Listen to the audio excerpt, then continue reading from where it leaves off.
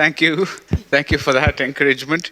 Welcome, everyone. I just thought we should begin with a very, very brief recap of your post-college, what happened and how you ended up where you are right now. You want to go first? Yeah. So I graduated in 2008. I worked at Oracle for 5 years in Bangalore. Right. Then I did my MBA. So I was in retail analytics and I felt I needed to expand my wings. That's why I did MBA. And then after that, I realized, I want to just build on top of that. So then I joined Apple in the sales and operations division. So I'm class of 89 from BITS. After BITS, there were just, two trodden paths. One was or maybe three trodden paths. First was you took your, GRE and you went abroad. If you're not interested in an education abroad, you probably, took your CAT and you did went to management school. There were a very small proportion which actually stayed back in India and went for a job. So I fell in the second bucket, so I went to business school. After that, for about over 10 years, I worked as an analyst. And my career started as an analyst. I spent about 12 years in financial services. I started on the equity capital side of things, finished up in debt. I did credit ratings as well.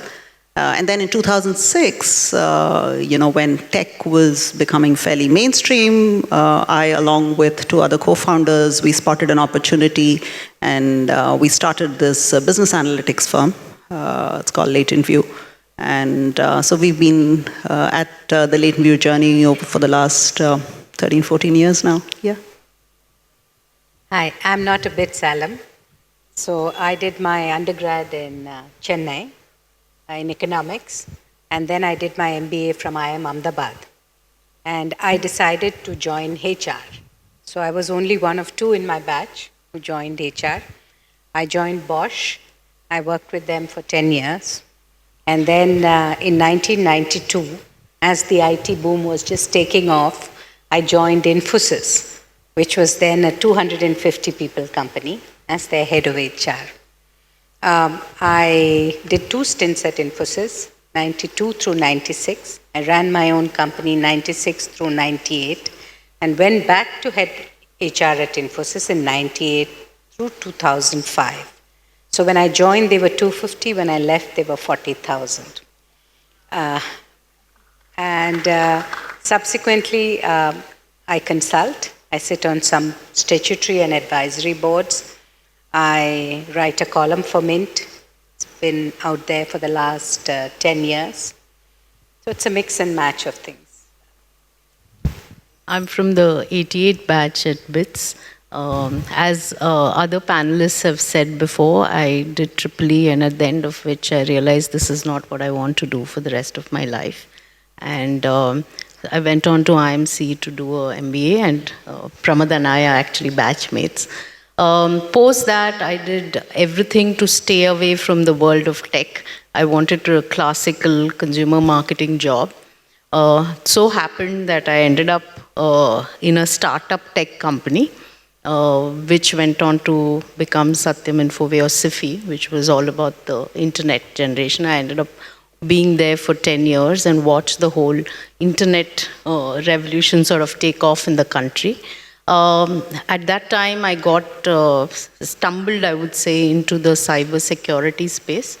And then that's been fascinating. So from about 99 onwards, I've been working in the cybersecurity space.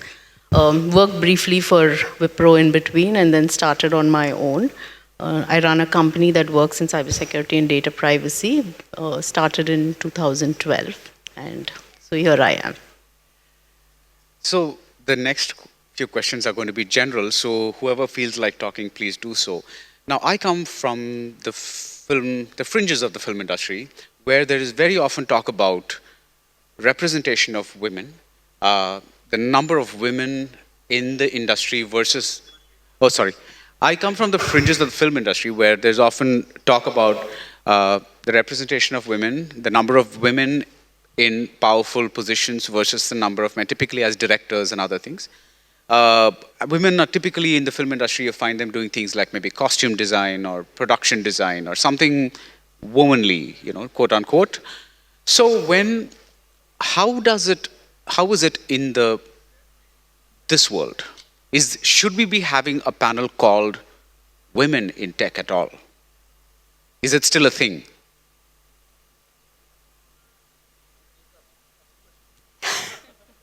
Yeah, maybe I can, kind of start and others can add on. Being in a, data analytics firm, I do ask this question a lot of my HR team because we're always also struggling to kind of actually find enough women leaders rising to the top. And I keep talking a lot about the 3 M's as to in a woman's career, which really, in some sense, could stand in the way of them going up the ladder, right? So, which is marriage and motherhood and mobility, right? So, for my company, when I actually went in and looked at the data, for a long time I used to have this hypothesis that it's because of the 3 M's that, we never really had enough people rising to the top. I actually found the data to be slightly different. The data was actually showing us that at our entry level, we were actually having a good proportion of women, right? In fact, from campuses when we hire, in some cases, some years, we've actually had 50% of our entry-level hires are women. A lot of them are interested in tech careers. So, we have a good intake. But what then happens is after 3 or 4 or 5 years, at least in my space, because it's a very sought after talent, a lot of companies are looking for talent in the analytics space because it's it's skills which are short in supply and high in demand. We were losing a lot of this competition to a lot of our talent to competition, especially a lot of multinational companies which were having very favorable policies, so to speak, and they were having campaigns saying, hey, we need to improve women in our workforce. So, so to answer your question about is women in tech still relevant, I think if you look at the numbers, the proportion is still skewed. And I think if you probably ask a lot of people on this panel, or at least for myself, if you ask me, I would say I would not want to be classified as somebody who's a leader a woman leader. But maybe that's the reality as the numbers show up. So hopefully in 10, 20 years, you'll just not have to prefix it with a woman or a male suffix. I have a slightly different perspective on this. So when I joined at Apple in the current group, my head of the group is a woman. Below that, the next woman is probably the first level manager and the individual contributors. So over the last 4.5 years, that number has actually tripled or quadrupled. It's still not a big number, but there is a big difference. So I was trying to think, is it because there is not enough women leaders, or there is not enough women who started in time to become a leader, right? So it may be the latter. Time will tell. But I'm also noticing the women population who are hired at the first level is now a lot more than before. So maybe over time, things will change. But the biggest challenge is, whether there's a problem or not, it's hard to find a role model. Because the people at the top are still skewed in number.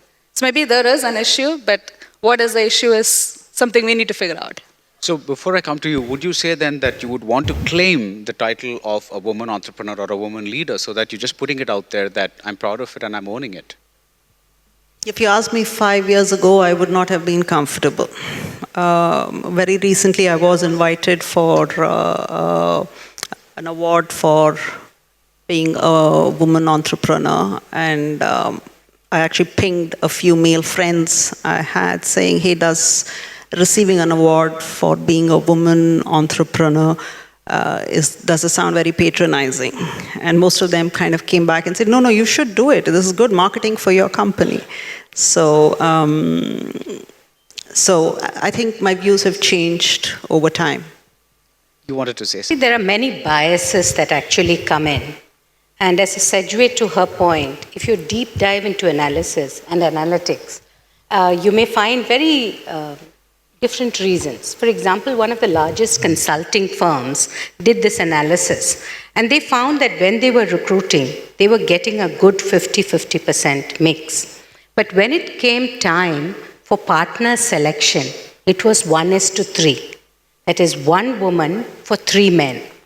So they said, what happened? Is it the 3 M's? Is it marriage, maternity, mobility? And they said, no, actually when they did the analysis, it was not that. When the allocations were happening for consulting assignments, the women were getting assigned to the old age industries, the traditional industries. The men were getting then the sunrise industries. So when it came time for partner selections, you had enough partners in the old age industries. You didn't have enough for the new. And therefore, the number of candidates that came up for selection became much more men. So the bias actually lay in the allocation process, not in the derailing through marriage, maternity, or mobility, though those are. Right. So it's very, very important to follow the subtle cues in organization. To the second point which you said about women entrepreneur, and it is a dip. You see, if you take globally, we are 50% at the junior levels, about 30%, 15%, and thereabout at the board levels. In India, if you take, it's about 30, 15, 7, and then it's 15. It's 15 back at the board. Why? Because of one thing. They mandated in the Companies Act 2014 that you had to have 1 woman director. So sometimes you don't want the tag of the women director, but legislation, such mandation sometimes helps. And the numbers have literally doubled. See? So biases come in many ways. You have gender preferences, people saying, I want a man for this job. You have gender targeting, sexual harassment at the workplace, all of that. Gender expectations. The Vedas say you have to be everything. Karyeshu dasi, kameshu mantri, karuneshu mata. Like everything, bhojeshu mata and rupeshu lakshmi. So the expectations are huge from women at home. Women actually, they say, work 10 times more on household work than men, even in homes where it's double income. They sleep 2 hours less. So, the expectations are very high. And then there's exclusion. Mansplaining, Saturday mornings, which is most important for a working woman, become the spillover if you haven't finished your week's work. So many biases. So all of this leads to a gender guilt, which leads to this pyramid being pretty sharp. So I was going to ask this later, but I'm going to ask this now since you brought it up. Now, through the sexual revolution and through the first wave of feminism and the second wave of feminism, one of the things that constantly kept coming up was, one was the glass ceiling, and the second thing was women have to work twice as hard as men to prove themselves. How is that something we're still talking about today, the glass ceiling, or the fact that women have to work? You just mentioned that. No, it is a very big dip. And especially in India, if you look at all the Asia-Pacific countries, the dip between middle managers and senior managers is the sharpest. You would have thought that the woman who has actually managed the home, brought up the children, etc., is quite happy now to continue. But the dip is the sharpest between middle and I think there are 2 things that really happen. One is, the timings, especially in tech. You see, if you are working and you are working with the Bay Area, then the calls, the roles, you don't want to go on an on-site roles. You have the H4 wife syndrome. I have lost so many of my bright employees because their spouses went overseas and the wife became a H4, and they couldn't work. So there are all of these. And then there's this whole exclusion. If a woman is not part of that inner circle, she says, what the hell, let me start my own company.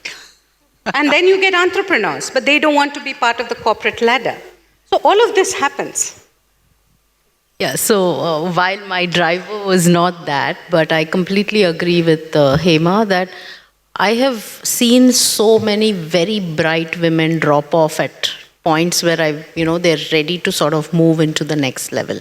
And in addition to all that they've said, I think somewhere there is also a mental conditioning in many ways, and therefore in terms of, confidence, assertiveness. Assertiveness is confused with aggression. There is this hesitancy to talk, hesitancy to go out and network. And it's all, sort of comes together. So I run a very small team, and, in our case, we have more women than men in the company. But I've realized that especially at the junior level, you need to go on reinforcing that confidence, because it's while they're dealing with clients, where they're dealing with the outside world, to kind of push them and say, you're good enough, you know your stuff, go out there, talk about it, project it. And there's a certain inner confidence that comes by knowing, it's not just about knowing how well you are, but, going out, communicating, not assuming that being assertive is a bad thing. There's a negative connotation often associated with it. So all of those things need to come together in addition to all the stuff that you all talked about. So I think, I definitely think it's in women don't fall so much into the category. So it's good to push and, go out there and make yourself I up. have an acronym for it. It's called FANS. Fear of failure, fear of assertion, fear of negotiation. Women will negotiate for everything and everybody except themselves. Correct. They akin it to a root canal treatment. And finally, fear of success. Even at home, sometimes they don't want to be more successful than the spouse, than a successful father-in-law or mother-in-law.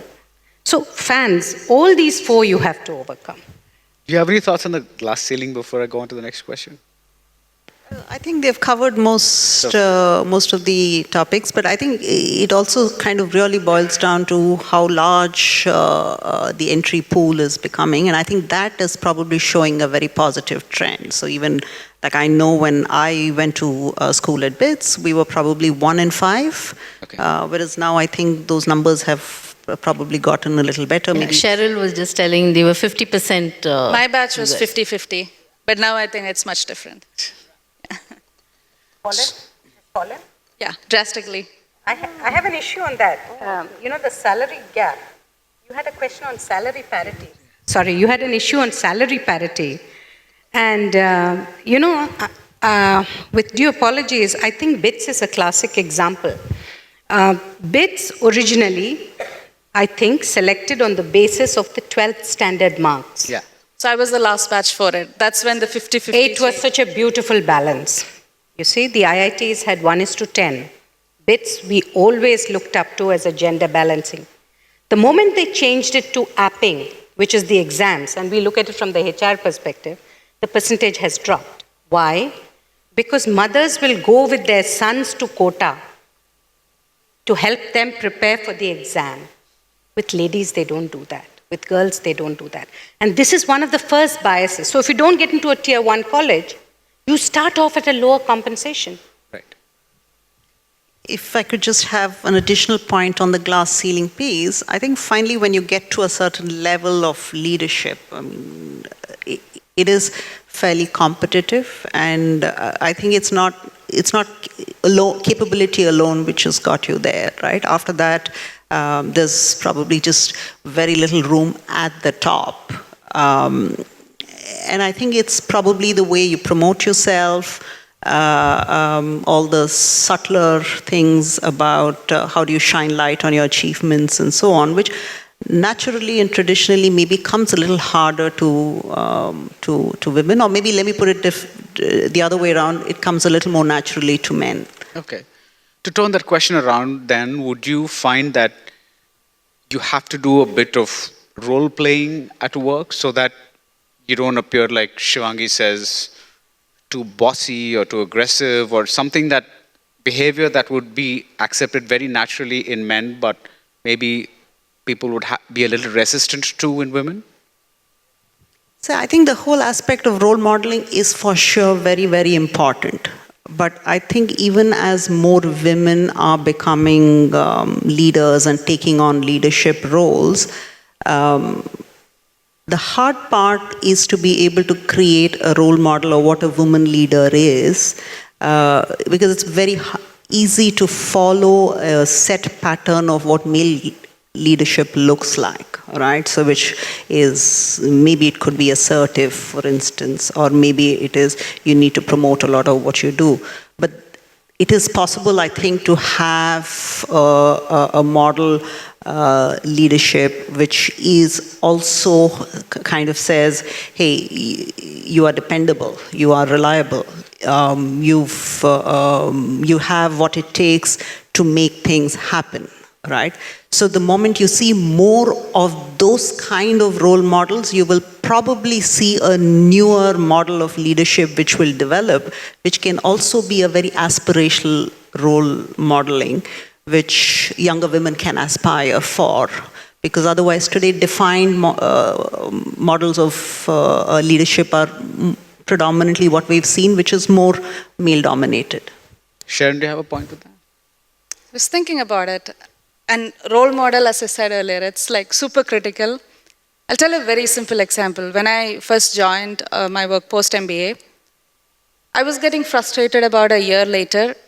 Whatever I'm saying in the room somehow is not getting attention, but everybody else is getting attention. And then I was thinking about it, but I didn't act upon it. So then my manager calls me, my manager was a woman at the time. She tells me, Sharon, you're doing great. The only thing you need to do is just speak up, just be loud. And I'm like, but I have a good point. Why do I have to be loud? Why do I have to just tell, just for the sake of talking, right? Then she says, trust me, just do it. I'm like, okay. So the next time we go for a session, I'm presenting something, she's sitting at the back of it, and she keeps saying, louder, louder. I'm like, okay, fine. I do it, and I see this noticeable difference. Now the thing is, she told me that very honestly, and she was there at the right point to tell me that. Right. But if you don't have a person like that, and I don't know if I can expect it from men, because they haven't gone through that stage. So the verbal cues or the non-verbal communication that is there, it's very critical as, it's as critical as Right. any other work you do. It's simple things, but then it matters. Just a corollary to that, I've had the privilege of having some very excellent mentors, both women and men.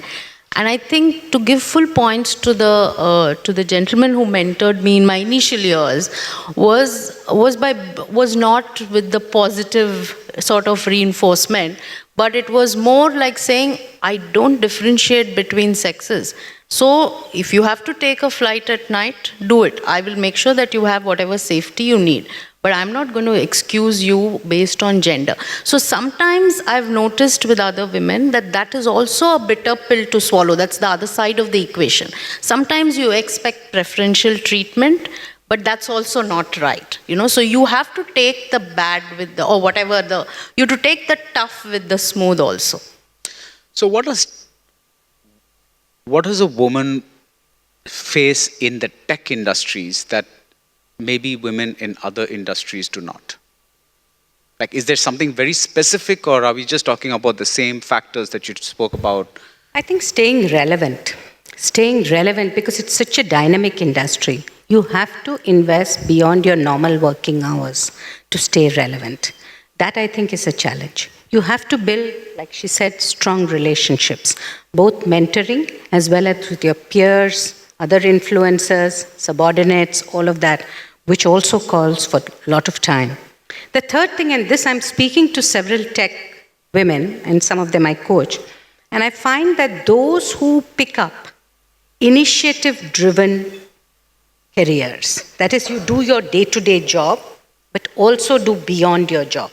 You sign up for cross-functional process initiatives, etc.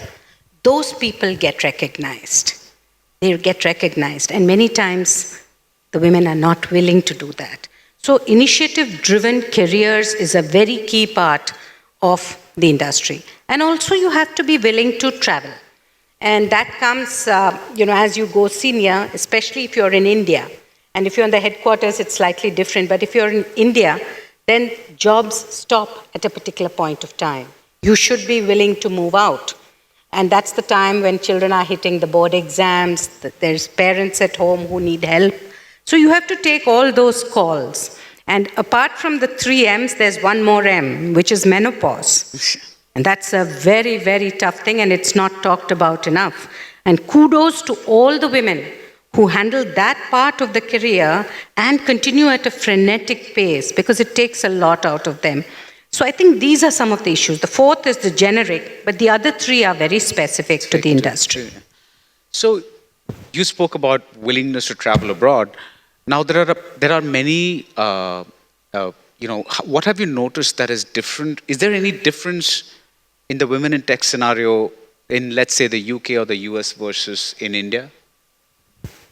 Actually, I think while Hima's really highlighted the very unique nature of tech, which is, it's just so dynamic, fast-changing, so relevance becomes very important, so self-learning and all of that becomes very important. There's actually maybe, I can say maybe 2 positives for being in the tech space, right? In India, you're saying? I'm sorry? In the tech space or in the tech space in India?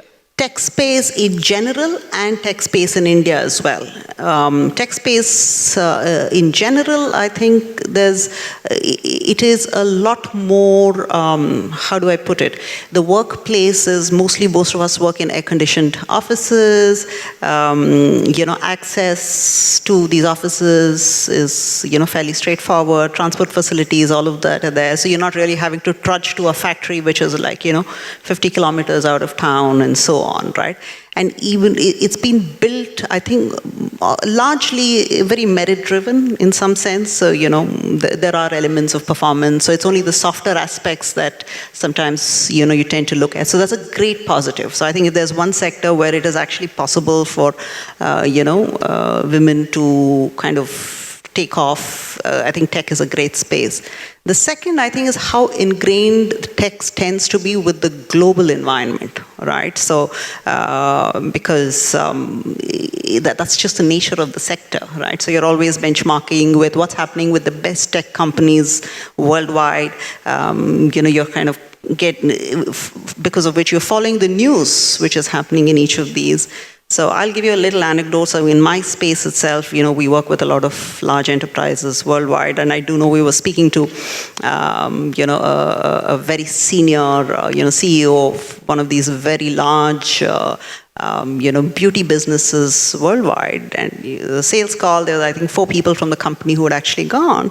And the problem that he was throwing at us relating to the beauty sector. And then you kind of turned around and he's saying, this is like, 4 of you guys who are going to help me solve a problem in the beauty industry. So which then all these 4 people came back, and then, there's a lot of soul searching to kind of saying, hey, why didn't we even think of this? So I think the fact that globally these questions are being asked, so then the awareness level automatically goes up, even at, senior levels. So I think if change has to happen, it's not the questions don't need to be asked by the women, right?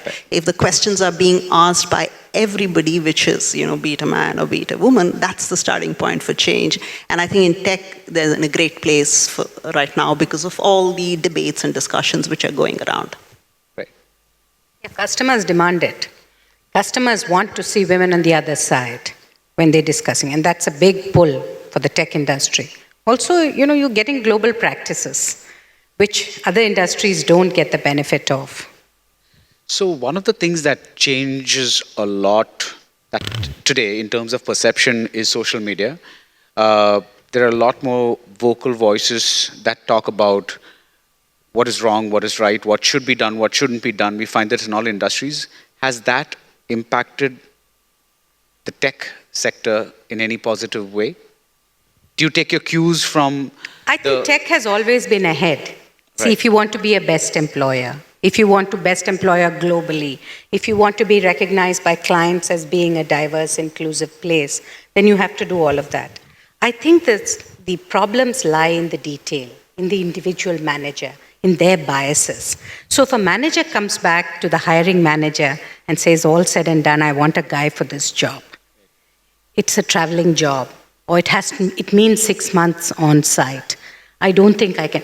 Those are the things. Similarly, if your manager is not a good time manager, he wakes up at the 11th hour and decides there's a deadline tomorrow, Then he's looking who's there to stay back and help him.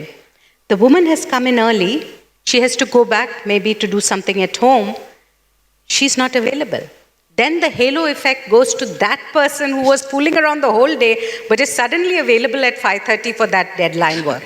So you have to bring personal discipline and man management, time management into managers. And third, you have to have a system where you reward for results and not effort.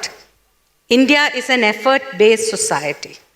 We tend to reward for effort and not result. So these are the things that will really make the difference in whether it becomes a level playing field. And many times they get passed over in the pizzazz of all the other larger initiatives. Notice pay. Say I have a man and a woman. The man is quitting me for another job. The woman is quitting me for maternity, mobility, etc. If I have some extra budget that I can give to the notice pay people, I tend to give it to the man in the hope he will stay. Whereas the woman is anyway committed to leaving. What happens when she negotiates for her next job? She starts at a lower base. See, salary parity comes with all these small build-ups. And these are the real things that companies have to watch out for to remove the biases. So do you think maybe like institutionalized gender parity clauses or rules would help? I definitely think so. I think when I was much younger, I used to have, Pramad was mentioning, I used to be a lot more in this avatar of saying, I cannot have anything like a positive intervention.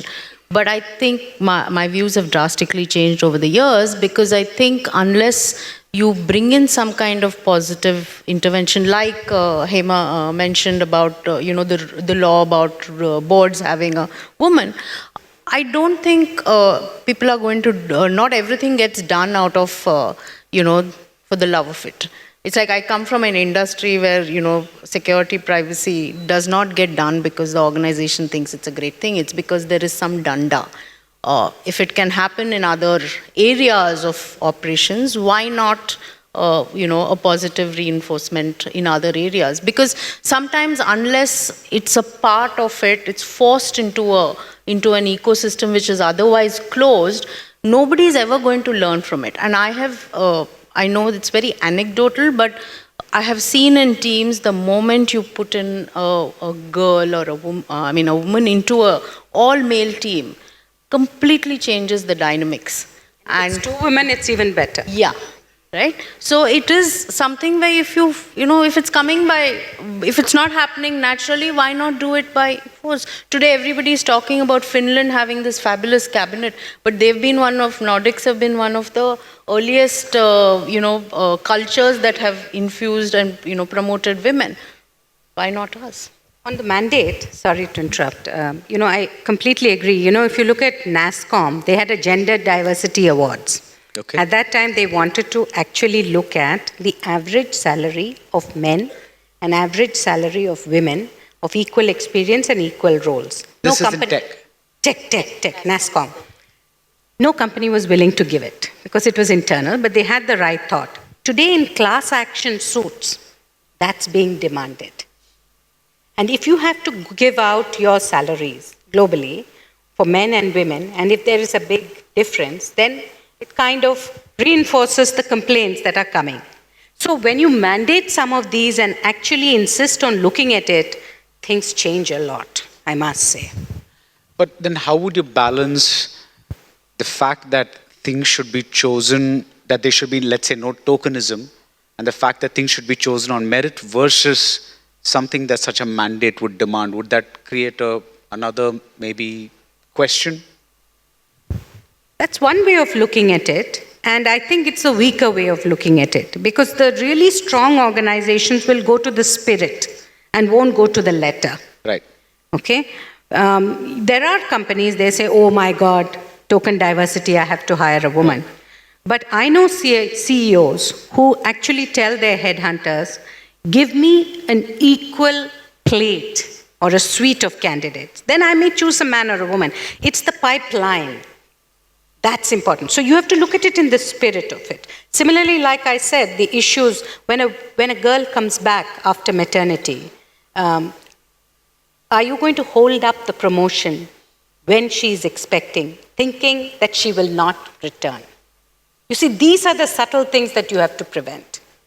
And I think you have to bring men into the initiative. 80% of the managers are men.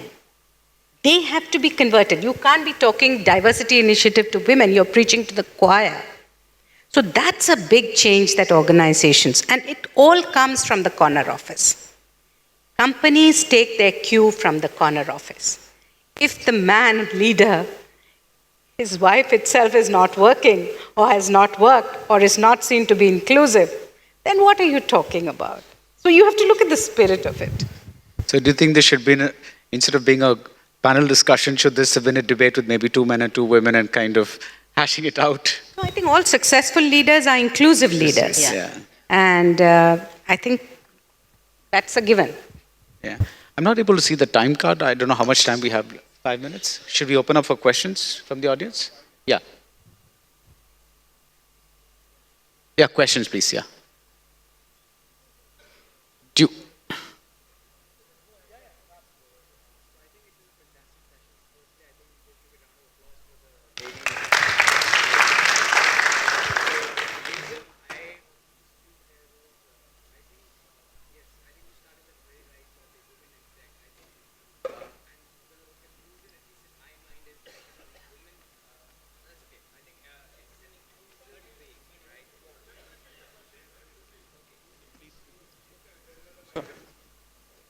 Hello.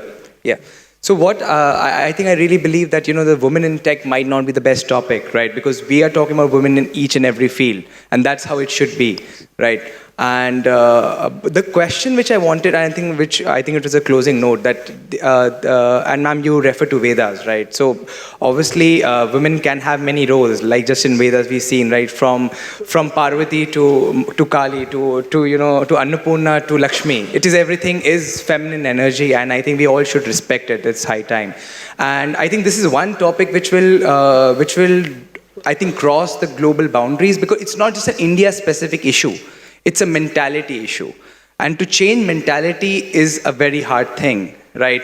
So my question is that just is women representation enough? You can have 2 seats or 4 seats in a board, but till the time it is actively done.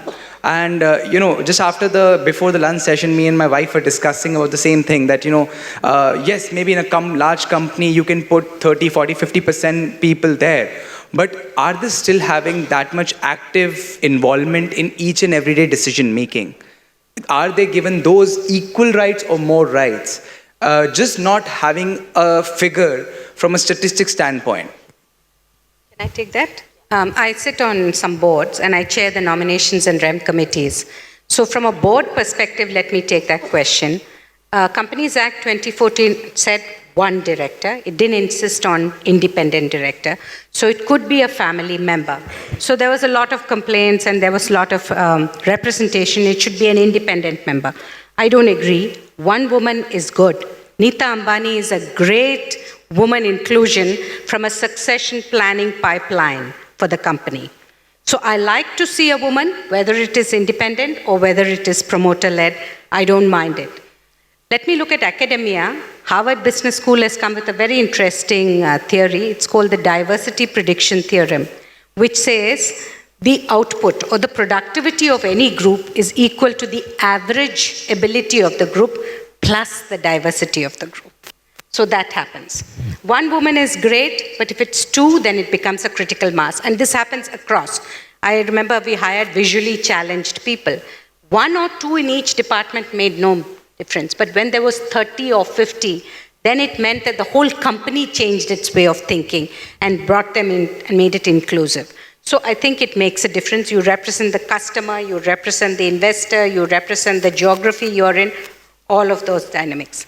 And finally, to your thing about representation, and there's a mandate. Quota Committee actually is now asking for 2 women. What it actually creates is a whole ecosystem. So there are many more women aspiring. There are women in the C-suite, HR, like your wife, all of those people coming out and saying, I want to take a shot at that. So you're aiming higher. And once you aim higher, then the sky is the limit. Then there's training, then there are board members coming out, then there are role models coming out, then there are coaches coming out. So the whole ecosystem builds up and it gears you to uplift the whole group, like it happened in the Nordic countries.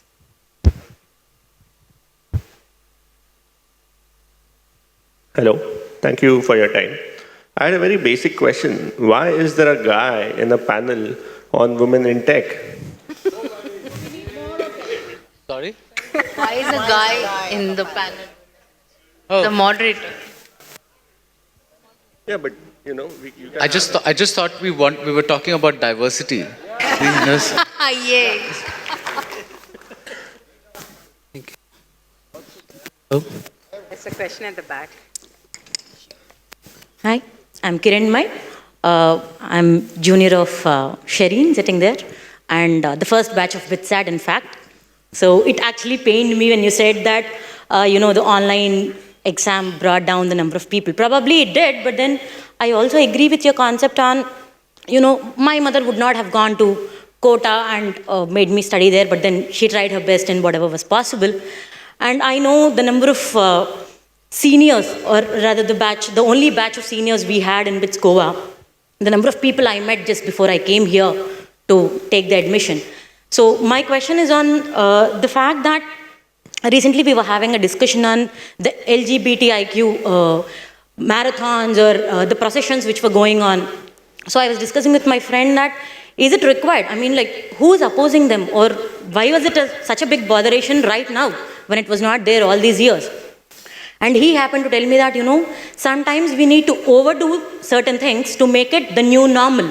So I think I completely compare this with the women entrepreneurship or the women leaders or the women employees in general. I think we need to a bit overdo it right now to make it as a new normal that women have to come into tech. What is your idea about it, or what do you think about this? To overdo a bit to make it the new normal. Maybe. I think you have to establish it somewhere for you to build upon.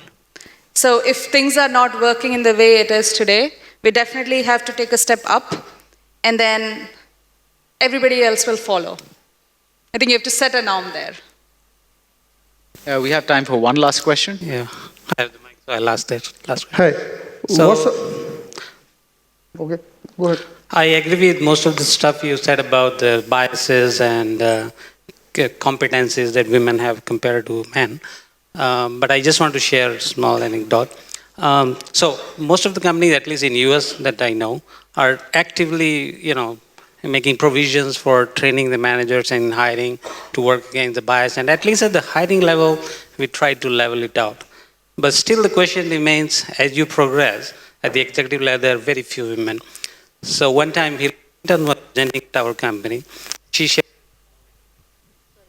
promoted one of the girls in her organization, and she comes to her and says, oh, thank you for the promotion. I appreciate it. But you really think I can pull it off? I can do this? And she said, for the same job, when she promotes a man, the guy says, what took you so long? So I think the part of the problem, so we are trying to organizations, women to come up, but women have to fight, have to be more aggressive, trying to pursue their career. Otherwise, this imbalance will continue to remain at the top level. In fact, today there's an article somewhere I was reading, and it's that fear of failure is very high. The male of the species, if he's 70 or 80% ready, is ready to grab the role. Woman wants to be 120% ready, So, I think in the mind, it's good, but it's something sometimes you need to take a little bit more risk. And for that, I think enlightened men like you who are fathers, spouses, and maybe sons-in-law must encourage the women. Thank you. On that terrific note, thank you so much for the panel.